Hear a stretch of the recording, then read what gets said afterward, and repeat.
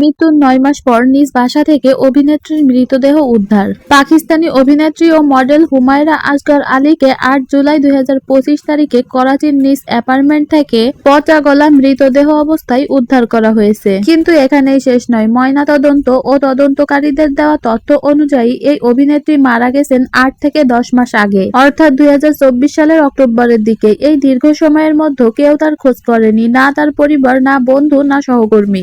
এমনকি পুলিশেও কেউ কোনো জিডি বা রিপোর্ট করেননি।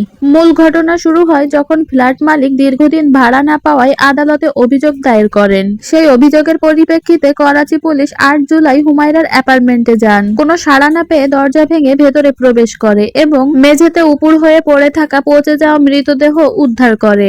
চারপাশে ছিল পোকায় ভরা বিভৎস অবস্থা। ময়নাতদন্তকারী police surgeon doctor Sumaiya Syed নিশ্চিত করেন, মৃতদেহের পচনের মাত্রা দেখে এটি স্পষ্ট যে হুমায়রা অন্তত 8 থেকে 10 মাস আগেই মারা গেছেন।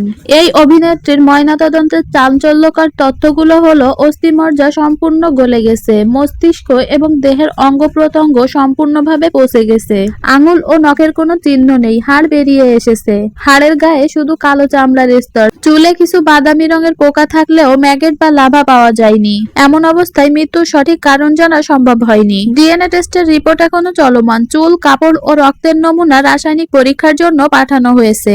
তদন্তকারী পুলিশ জানান, ফ্ল্যাটের দরজা ও বারান্দা ভেতর থেকে বন্ধ ছিল, তাই বাইরে থেকে কারো জড়িত থাকার প্রমাণ মেলেনি। এছাড়া বাড়ির ভেতরে থাকা খাবারগুলো অনেক আগেই মেয়াদ উত্তীর্ণ হয়ে গিয়েছিল, যা আরো প্রমাণ করে দীর্ঘদিন ধরেই তিনি মৃত ছিলেন। সবচেয়ে মর্মান্তিক তথ্য হলো, হুমায়রার পরিবার পর্যন্ত তার মৃতদেহ নিতে রাজি হননি, এমনকি তার বাবাও না। পরে তার ভাই নাবিদ আসগর করাচিতে এসে ডিএনএ পরীক্ষার মাধ্যমে শনাক্ত করার পর আইনি প্রক্রিয়া মেনে তার দেহ অবশেষ গ্রহণ করেন।